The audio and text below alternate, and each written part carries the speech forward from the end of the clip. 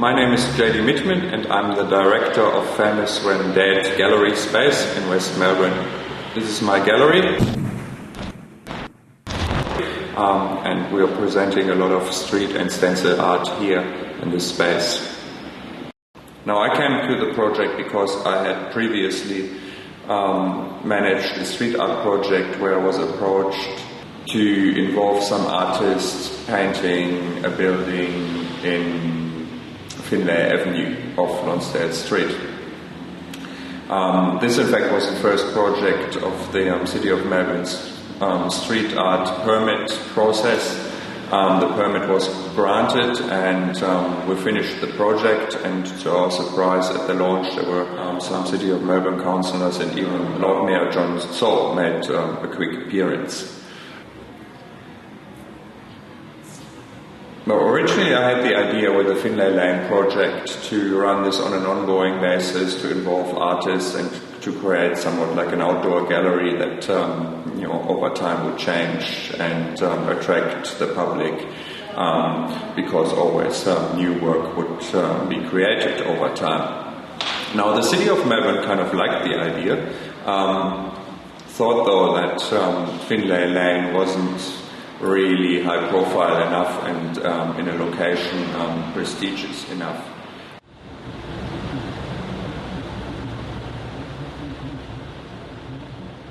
For me, as an artist, and also to probably many people who are just fans of that type of art, trawling through alleyways and discovering art that people have spent time to place in a filthy alleyway or risked somewhere to climb up to install a pretty little picture is far more exciting, and what actually street art is about. And the idea of that type of street art is not understood by a lot of people, and the changing of graffiti laws and all that kind of stuff is done in an aim to control that ethos, which has been around for a long time and will continue to be.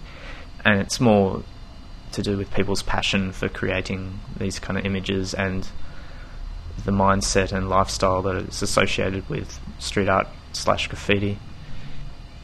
It's something that won't be controlled, and like part of the beauty of it is that it's unique and it can't be controlled or like commissioned or governed or anything like that. I'm from Malaysia originally. Basically I started off doing graffiti and art in general back in 2000 after high school, when I discovered I like to paint. And then in a way, like in Malaysia there's not a big scene, it's a really small scene and there's nothing much going on. And then I kind of like took it and kind of pioneered it and pushed it.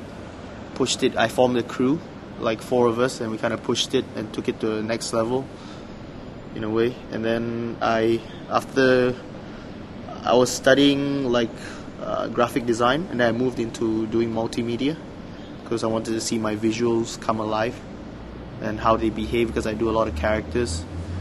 And from there I came to Melbourne because it was like a twinning program of my course back home in Malaysia. And I did my bachelor's in multimedia here in RMIT. After graduating I went back to Malaysia to work, but then I miss Melbourne a lot because of the whole lifestyle and of the art scene here. It's so blooming and so inspiring. Like there's so many people doing stuff all the time and it keeps me going. In Malaysia I inspire people, but me myself I don't get inspired. So that's kind of like why I came back to Melbourne and to live here and to start to build my own career here in art. I was called by JD to participate, and since it's a good wall in the city, I thought of joining in. And then I called like one of my, currently is my crewmate Deem, and DV8 joined in, so yeah, and GhostPatrol as well. Melbourne should accept more towards like this whole graffiti art thing, because it's a young art, and it's kind of like modern art. Like I see it in my own point of view, the modern day Picassos will be using spray paint, and because spray paint is the new medium and it works in many ways, like it has an energy. Like young art has a young energy, and older people, I reckon they don't really understand that in many ways. They see like art should be painted on a canvas, or art should be put on a oil paint or something like that, you know.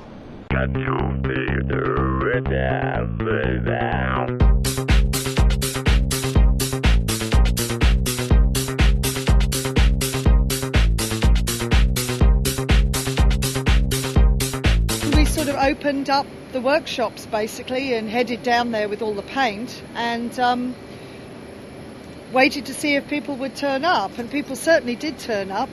It took 8 sessions to paint Union Lane, and each session we had a huge amount of people come wanting to participate. Some people turned up for every single session, some people only came for one session, some people literally were walking through the lane and saw the project and wanted to participate. We had a few foreign visitors from New Zealand and the UK, Scotland, who literally, and Costa Rica, who literally were walking through the lane and just went, wow, I do this back home, can I participate? So there's quite a lot of representation from international people and interstate people. A whole crew from Brisbane came along, really, and Perth, really, really good. And lots of our local guys came and participated.